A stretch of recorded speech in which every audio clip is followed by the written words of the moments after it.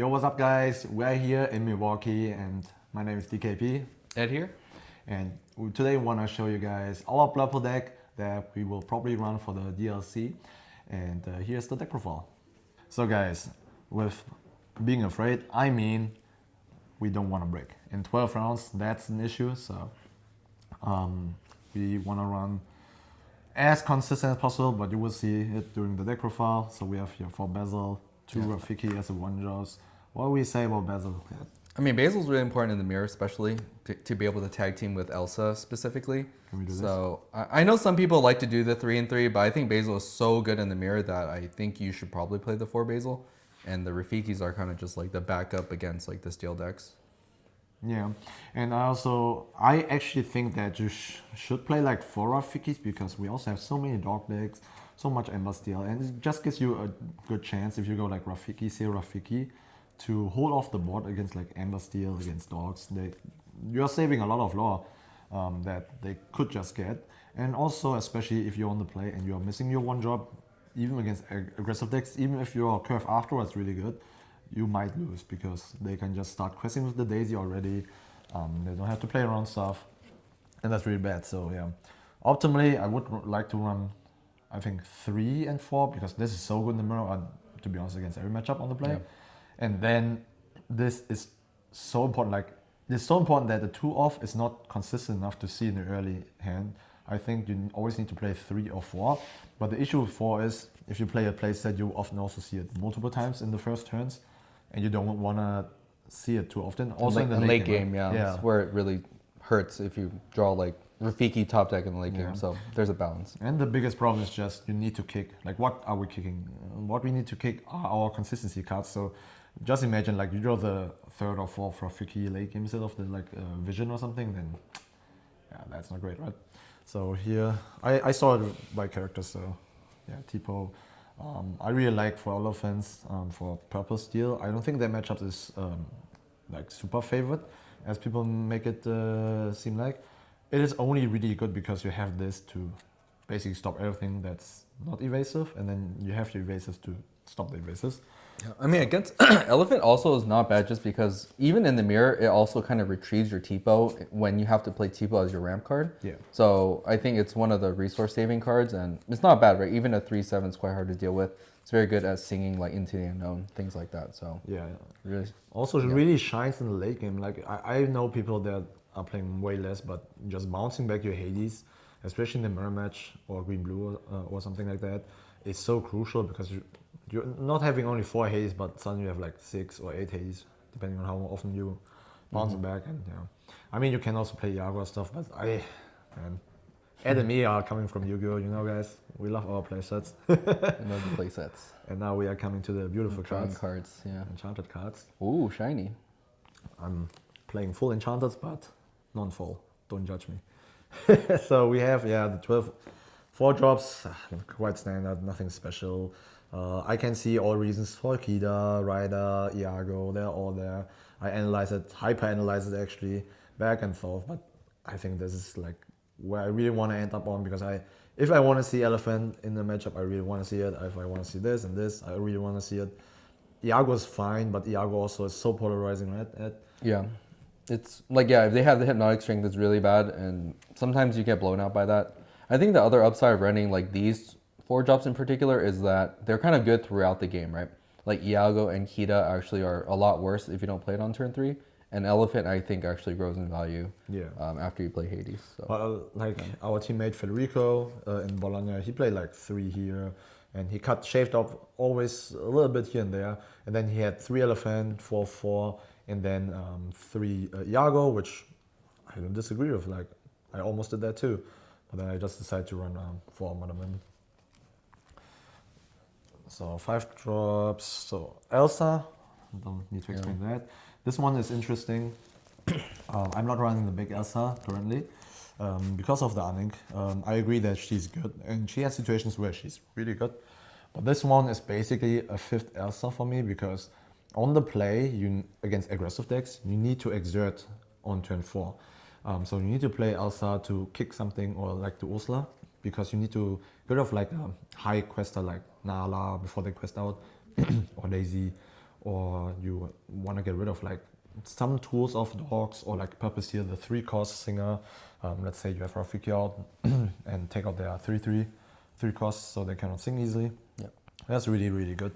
And that's why I just play it. But also you have like what we call it wombo combo, where you use Into the Unknown and Ursula. On the draw is sometimes the only way you can win against Purple Steel if they have like 1-drop, 2-drop, 3-drop, Genie, and Strength.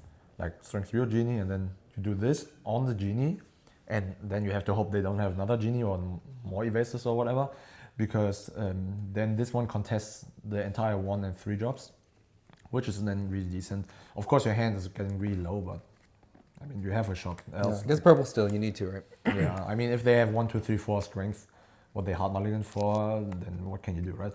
Alternatively, this into this is also great. If they're Into the Unknown, because now you completely control the board and they cannot really strength. They can strength this, but then this is still up. So I guess that's fine.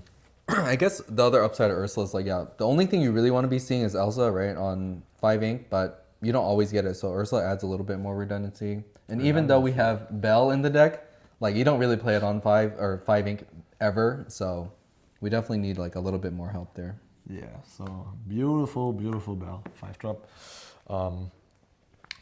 We actually thought about cutting one, but she's still important to draw. Still good in the Amethyst mirrors specifically. Yeah. Just being able to, evasive Another wars, beautiful right? card, right? Hades. Of course we are playing it.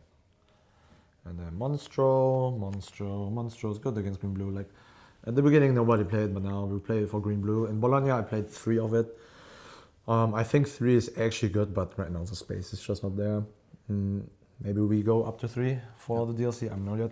I mean, expect more green blue. You definitely want to play more Monstros just because it doesn't get hit by, heads out high under the sea, right? So it's one of the more important To be cards. honest, like right now playing against green blue, most often it doesn't even come to that point. Like usually they high roll me early or they don't, and then that's when the matches decide. So I don't know.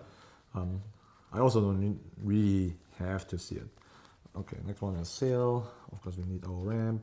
No 1-jump, even though Frank is here, but he cannot hear us. 1-jump, I agree that you want more ramp, but on the other hand is the reason why I'm not running big Elsa is the unink, right?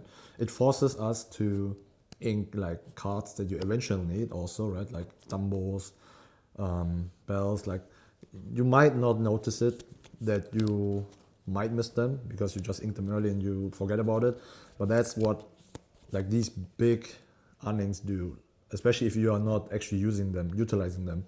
They are like forcing you to ink all the good stuff. And it happened to me in Bologna too often that I had like 1, 2 sales, Hades and Big Elsa. I'm like, I was forced to ink everything away. And it was like, still okay-ish, but if I didn't have the Big Elsa, most of the time I would be in much better spot. And the same is for 1-jump. Like 1-jump, of course you can activate it, of course you can sing it, but it's just another basically unplayable unink, especially when you are going your way up to 7. And on the way, if you are forced to like one good card like an Elsa or something, that's also really crazy already. And to mitigate like missing ramp, I'm playing the Develop Your Brain. I think that's what I missed in Bologna. Bologna I actually played like 4 vision, no develop. I think the main reason I lost my 3 matches was that I was just bricking. Like at some point I just top decked all the 1-drops and stuff. And having these kind of cards just help you to go cycle through the deck faster. And I was really missing it. And this one gives me ramp so often that I really want to play it. And you can push it in between turns quite often, like turn 1. Here you can use it to save for turn 2. Yeah. Turn 1 and turn 2 I think are the main upside of playing the card. It really fixes your hand, like especially if you're trying to dig for like the Genie Elsa thing. That's like the nuts, right? So being able to find Genie Elsa, you win a lot of the games. So develop helps a lot doing that. Yeah, and I actually want to play 4, but the reason why I cannot play 4 is, well, maybe I can.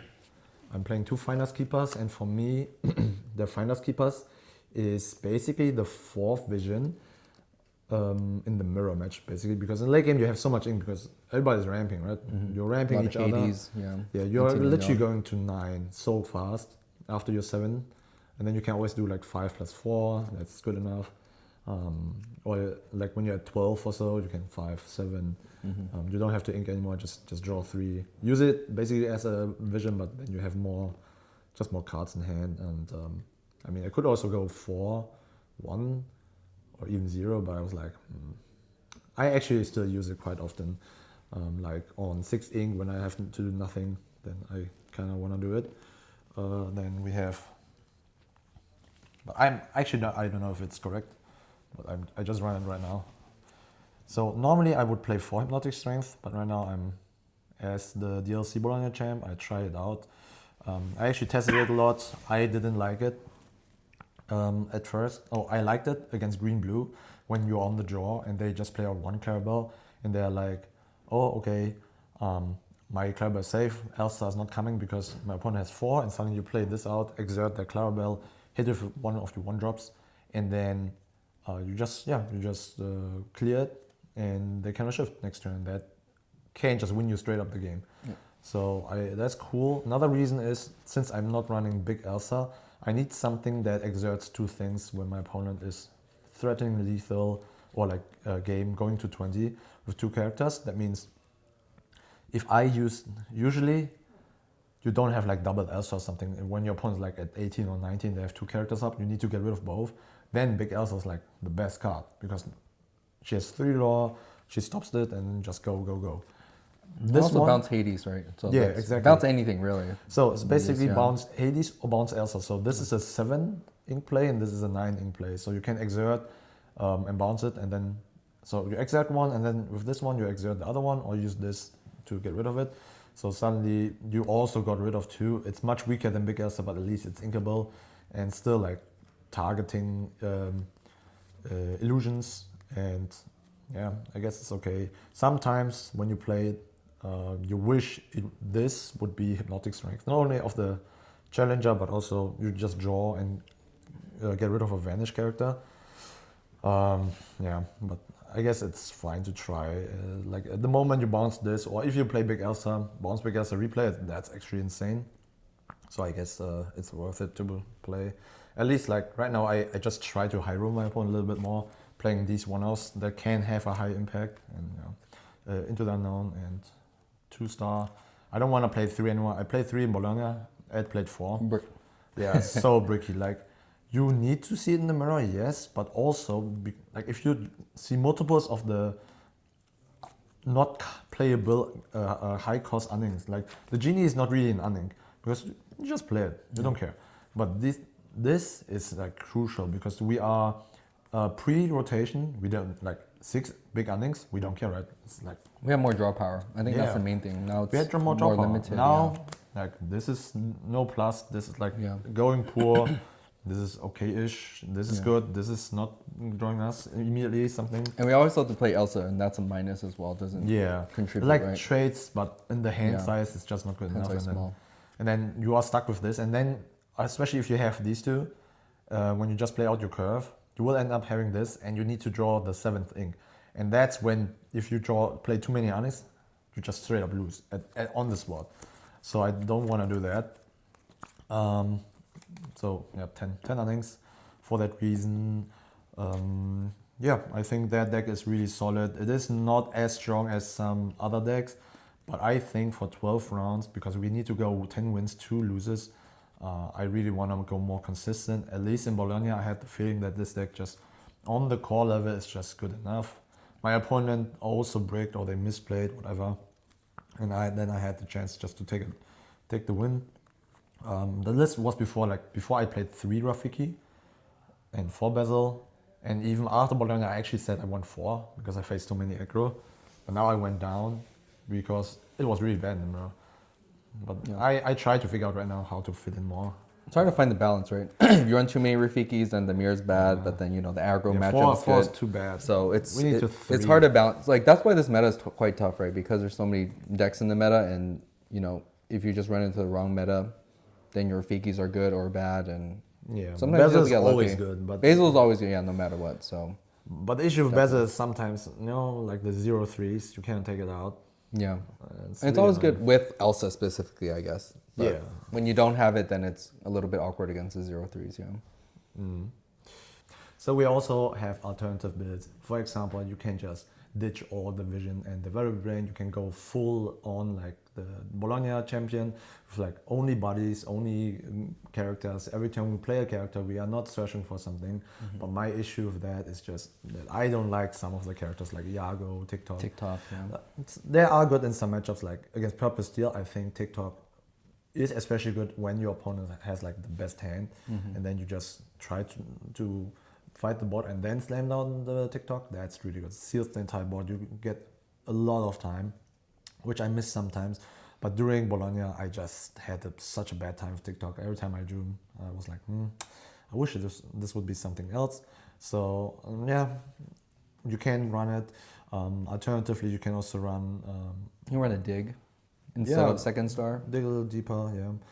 Although we tested it and it's not as powerful. I think that's the problem. Yeah, you are running out of steam really fast compared to Star. Like even though you get all the tools, you need to take on the tempo role where you just keep pushing. But if that doesn't work, or if you just draw into your frickies and stuff, you're completely out because your opponent will at some point just play out a blank 5 cost like Bell, do nothing, pass, and then you draw, pass, and then they just sing Star, and then they're completely in again, and that's actually happening a lot. So I don't really like a deck where you only play Diggle Deeper.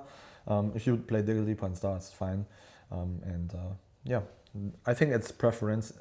If you want to go more for aggro or for mirror match or for like Purple Steel, you need to make the call for yourself, maybe also depending on your meta. Okay, well, thanks for watching. Come check us out on all the World Class Cards social medias, and you can find me at Lorcana. Yeah, and you can find me on Metafy at DKP or just Dinkang Farm on every social. I actually use my name. Yep. I'll see you later. Bye-bye. Bye-bye.